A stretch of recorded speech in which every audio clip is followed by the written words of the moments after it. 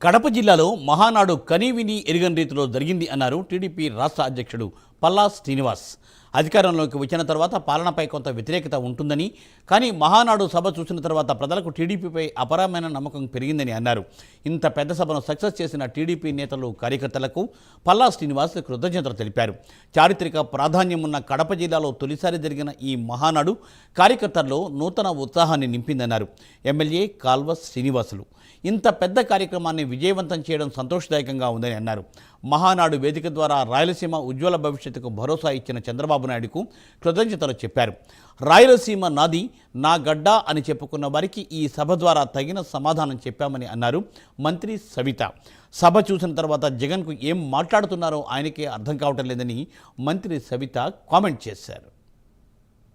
మహానాడిని ఘనంగా పూర్తి చేసుకొని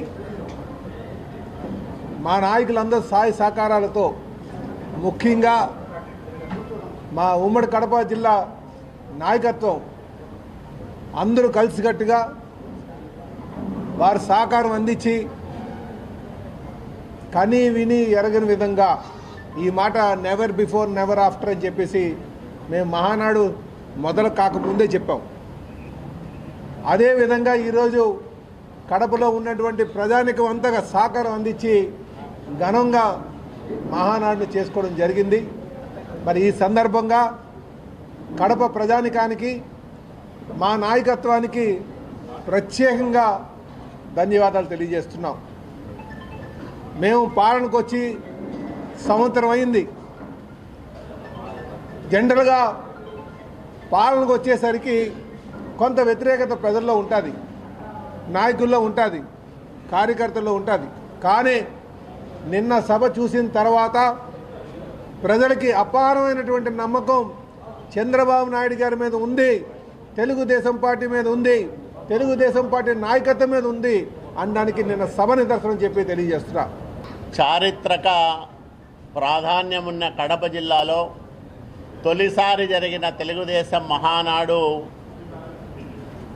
మా కార్యకర్తల్లో ఒక నూతనోత్తేజాన్ని, ఒక కడప జిల్లాలోనే కాకుండా రాష్ట్ర వ్యాప్తంగా కార్యకర్తల్లో ఒక నూతనోత్తేజాన్ని నింపిందనడంలో ఎలాంటి సందేహము లేదు. చంద్రబాబు నాయుడు గారి నాయకత్వాన్ని ఎంత బలంగా కార్యకర్తలు నమ్ముతున్నారో ఈ మహానాడు ఒక నిదర్శనంగా నిలిచింది. అట్లాగే ఇంత గొప్ప కార్యక్రమాన్ని భుజస్కంధాలపైన మోసి విజయవంతం చేసిన కడప నాయకత్వానికి తెలుగుదేశం పార్టీ ఎప్పుడు కూడా రుణపడి ఉంటుందని మీ అందరికీ నేను మనవి చేస్తూ ఉన్నా.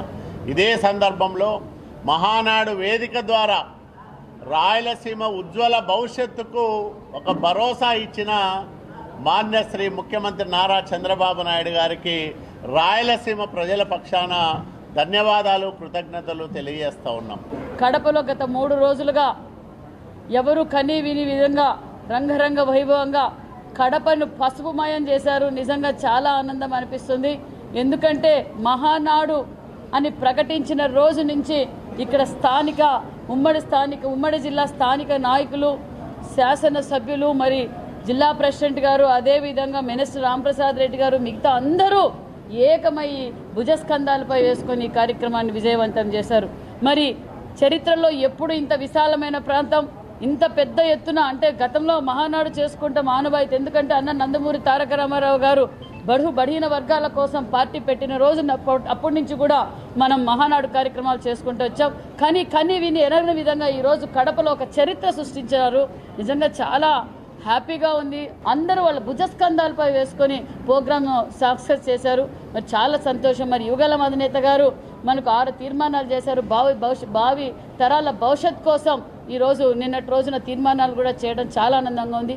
రాయలసీమ నాది, నా గడ్డ, నా పులిబిడ్డ అని చెప్పుకున్న వాళ్ళు చాలామంది చూశారు. చివరికి రాయలసీమ కాదు కడప అనే భ్రమలో ఉన్నారు. ఎలక్షన్ల తర్వాత 10లో 7 సీట్లు తెలుగుదేశం ఎన్డీఏ ప్రభుత్వం గెలిచినా ఇంకా అదే భ్రమలో ఉన్నారు.